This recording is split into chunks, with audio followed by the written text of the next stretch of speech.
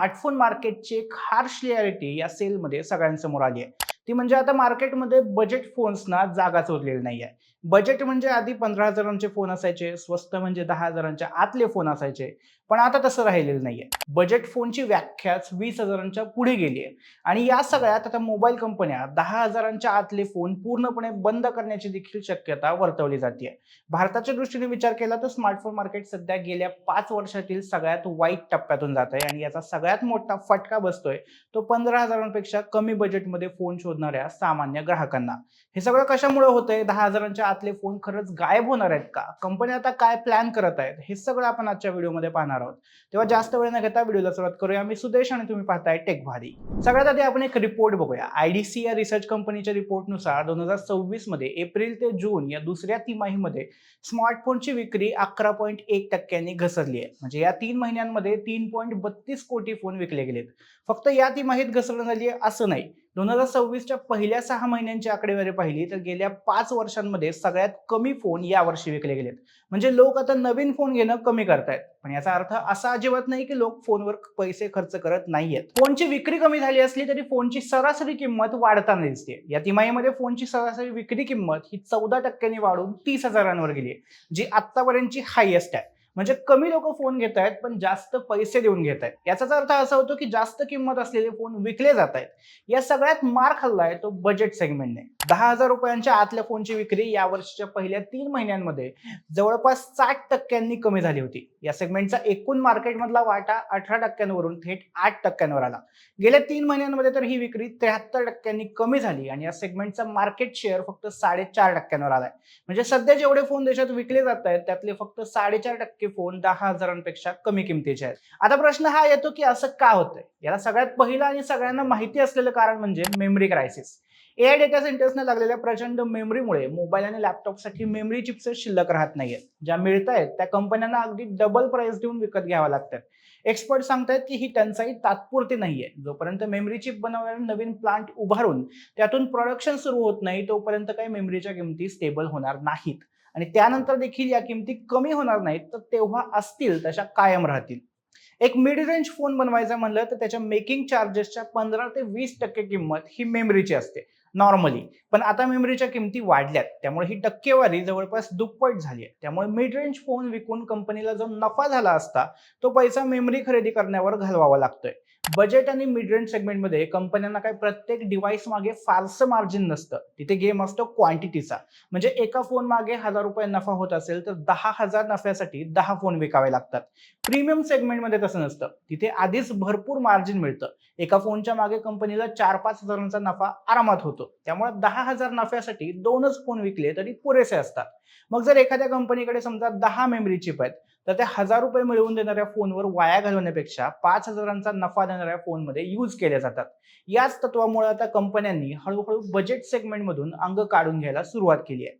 या सगळ्याचा परिणाम कोणकोणत्या कंपन्यांवर झालाय हे बघितलं तर शॉक बसेल. भारतातली सगळ्यात मोठी स्मार्टफोन कंपनी म्हणजे विवो, पण त्यांची विक्री दुसऱ्या तिमाहीमध्ये 13.9%नी घसरली आहे. शाओमीची विक्री 10%नी, ओप्पोची 8.5%नी आणि रिअलमीची तब्बल 14.2%नी कमी झाली आहे. पण हे सगळे तरी पण छोटे धक्के होते. सगळ्यात मोठा फटका बसला तो आयकूला.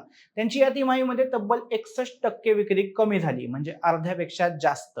याचं कारण म्हणजे आयकू हे किमतीच्या बाबतीत एकदम अग्रेसिव्ह होतं आणि फक्त ऑनलाईन अवेलेबल होतं.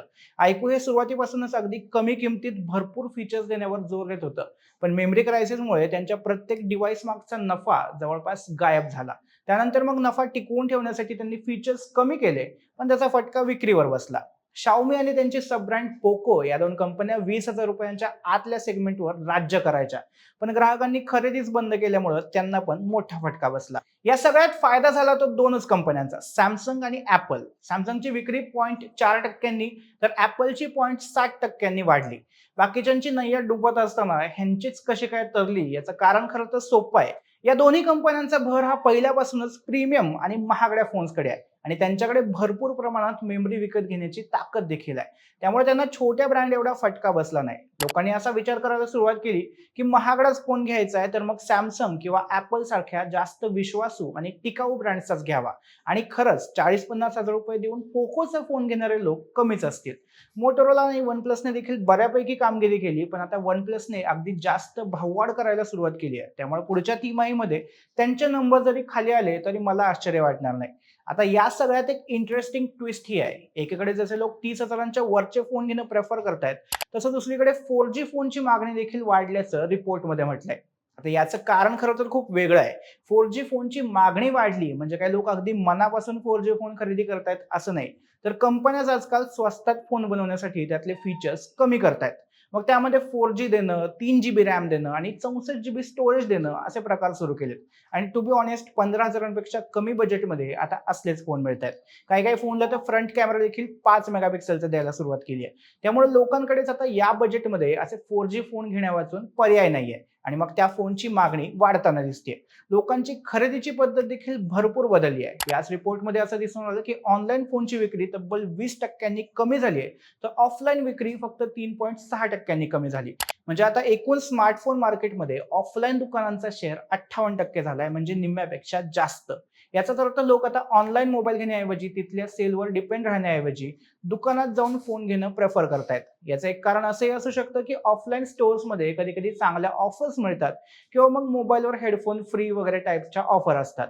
दुसरं एक कारण असं असू शकतं की तिथे EMI ऑप्शन जास्त चांगले मिळतात. कसंही असलं तरी लोक आता दुकानात जाऊन नीट बघून फोन घेत आहेत हे तर नक्की. EMIचा मुद्दा इथे खूप महत्वाचा आहे. काउंटर पॉइंट या रिसर्च संस्थेच्या आकडेवारीनुसार दुसऱ्या तिमाहीमध्ये भारतात मोठ्या प्रमाणात लोक EMIवर स्मार्टफोन खरेदी करतायत. यासाठीचा सरासरी फायनान्सिंग कालावधी 10 महिने झालाय.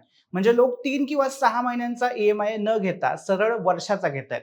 सगळ्यात मोठी गोष्ट म्हणजे हा ट्रेंड टियर 2 सिटीमध्ये जास्त दिसतोय. या शहरांमध्ये 57% म्हणजे निम्म्यांपेक्षा जास्त स्मार्टफोन खरेदी ही EMIवर होतीये. याचा सरळ अर्थ असा की जिथे आधी लोक रोख पैसे मोजून थेट फोन विकत घ्यायचे, तिथे आता किमती इतक्या वाढल्यात की महिन्याला हप्ता भरून फोन घेणं हा एकमेव पर्याय उरलाय.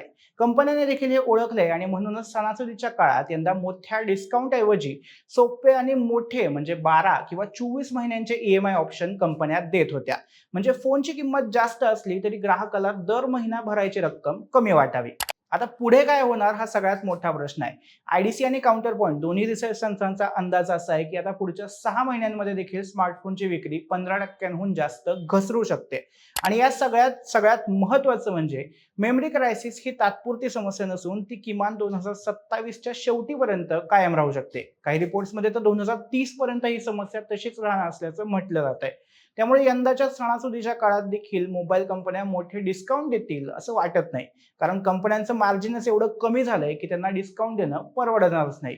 सो मित्रांनो, सोप्या भाषेत सांगायचं झालं तर जगात जी AI क्रांती होतीये त्याची किंमत आता आपल्यासारख्या सामान्य स्मार्टफोन ग्राहकांना मोजावी लागते.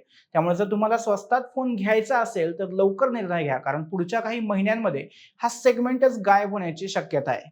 बाकी तुम्ही काय विचार करताय? पुढचा फोन घेताना बजेट फोन घेणार की जास्त पैसे मोजून चांगला लॉंग टर्म चालणारा फोन घेणार? हे कमेंटमध्ये नक्की सांगा आणि टेक भारीला सबस्क्राईब करायला विसरू नका.